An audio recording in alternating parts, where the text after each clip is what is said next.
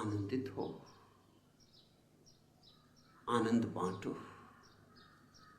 और जो आनंदित है वही आनंद बांट सकता है, स्मरण रखो। दुखी दुखी बांट सकता है, हम वही बांट सकते हैं जो हम हैं। जो हम नहीं हैं उसे हम चाहें तो भी नहीं बांट सकते।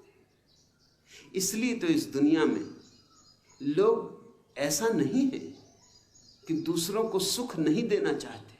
कौन माँ बाप अपने बच्चों को दुख देना चाहता है? कौन पति अपनी पत्नी को दुख देना चाहता है? कौन पत्नी अपने पति को दुख देना चाहती? कौन बच्चे अपने माँ बाप को दुख देना चाहते? नहीं। लेकिन तुम्हारी चाह का सवाल नहीं है, दुख ही फलित होता है।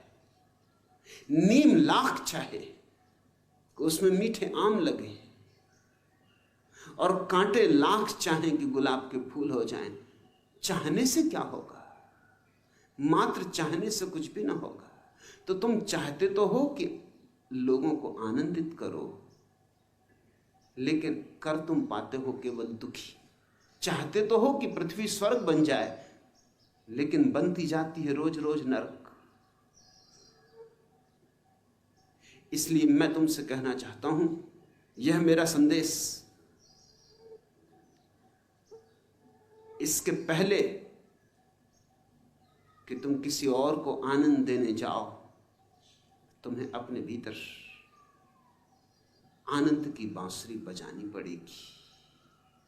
आनंद का झरना तुम्हारे भीतर पहले फूटना चाहिए। मैं तुम्हें स्वार्थी बनाना चाहता हूं।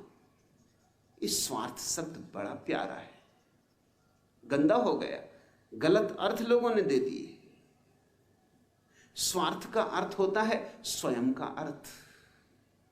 अपने भीतर के अर्थ को जो जान ले, स्व के बोध को जो जान ले, वही स्वार्थी है। मैं तुमसे कहता हूं स्वार्थी बनो, क्योंकि तुम्हारे स्वार्थी बनने में ही परार्थ की संभावना है। तुम अगर स्वार्थी हो जाओ पूरे पूरे, और तुम्हारे भीतर अर्थ के फूल खिले, आनंद की ज्योति जले, रस का सागर उमड़े, तो तुमसे परार्थ होगा ही होगा। इसलिए मैं सेवा नहीं सिखाता, स्वार्थ सिखाता हूं। मैं नहीं कहता कि किसी और की सेवा करो, तुम कर भी ना सकोगे। तुम करोगे तो भी गलती हो जाएगी। तुम करने जाओगे सेवा और कुछ हानि करके लौट आओगे। तुम करना चाहोगे सृजन और तुमसे विध्वंस होगा। तुम ही गलत हो तो तुम जो करोगे वह गलत होगा। इसलिए मैं तुम्हारे कृत्यों पर बहुत जोर नहीं देता, मेरा जोर है तुम पर। तुम क्या करते हो ये गौण है, तुम क्या हो यही महत्वपूर्ण है। आनंदित हो, और आनंदित होने का एक ही उपाय, मात्र एक ही उपाय है। कभी दूसरा उपाय नहीं रहा, आज भी नहीं है, आगे भी कभी नहीं होगा। ध्यान के अतिरिक्त आनंदित होने का कोई उपाय नहीं। धन से कोई आनंदित नहीं होता। हां, ध्यानी के हाथ में धन हो तो धन से भी आनंद झरेगा।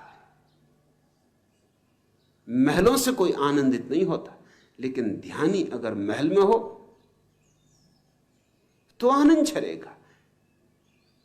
ध्यानी अगर झोपड़े में हो तो भी महल हो जाता है। ध्यानी अगर नरक में हो तो भी स्वर्ग में ही होता है। ध्यानी को नरक में भेजने का कोई उपाय ही नहीं। वह जहां है वहीं स्वर्ग है, क्योंकि उसके भीतर से प्रतिपल स्वर्ग आविर्भूत हो रहा है। उसके भीतर से प्रतिपल स्वर्ग की किरणें चारों तरफ झर रही हैं। जैसे वृक्षों में फूल लगते, ऐसे ध्यानी में स्वर्ग लगता है।